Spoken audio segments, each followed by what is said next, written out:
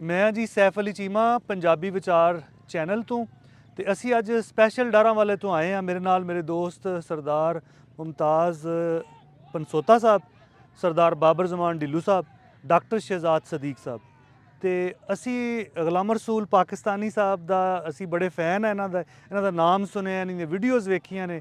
असी पहले तो सरांदे रहंदे सां सोशल मीडिया के राहीं। असी कोशिश की अज कि इन्हां दे कोल पहुंचीए, इन्हां नूं सलूट पेश करिए, सलाम पेश करिए कि इन्ना अच्छा काम करन डे ने।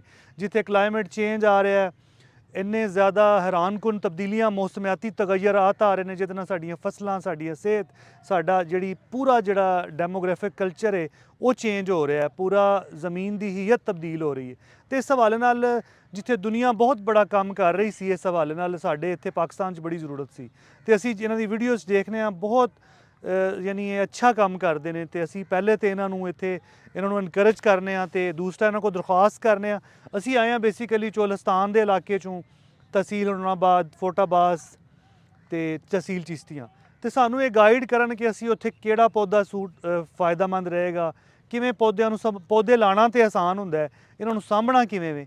तो मैं हुण टाइम ज़ाया करन तो बिना ही उन्होंने दावत देना कि वो रोशनी पान जी। आ माइक लै बिस्मिल्लाहिर्रहमानिर्रहीम। सब तो पहले तो मैं अपने वीरां दा बहुत ज़्यादा मशकूर हैं कि एक लंबा सफ़र करके मुतालियाती दौरे के हवाले नाल इत्थे तशरीफ़ लियाए ने पाकपतन शरीफ के अंदर जिहड़ा साडा ग्रीन हैडकुआटर है।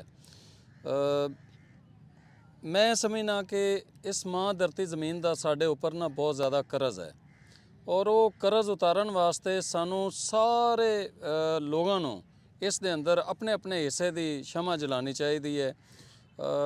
जिस तरीके नाल मैं मिसाल देना कि असी अगर कोई सफ़र करने हैं, सैर वास्ते जाने, अगर असी 4-6 पौधे अगर उस इलाके वास्ते लै जावीए, उत्थे जाके उस होटल वाले नू गिफ्ट कर देवीए तो यकीनी तौर पर वो पौधे बचणगे भी और सानू दोबारा जाके देखण दा भी दिल करेगा कि साढ़े पौधे होए ने या नहीं होए ने। फिर कोई सालगिरह होंदी है, उस मौके के उत्ते असी केक देने हैं, ठीक है दिओ तुसी केक, लेकिन वो खा के बस बंदा तस्वीरां दे अंदर ही उन्होंने देख सकता है।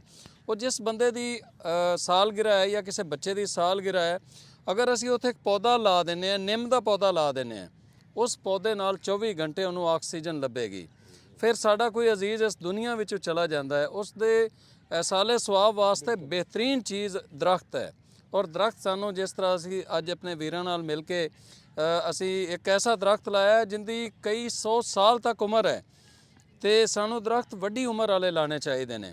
बाकी चोलिस्तान के अंदर असी पहले भी फोटाबास के एरिए में बहुत ज़्यादा काम किया है, मजीद भी इंशाअल्लाह करांगे।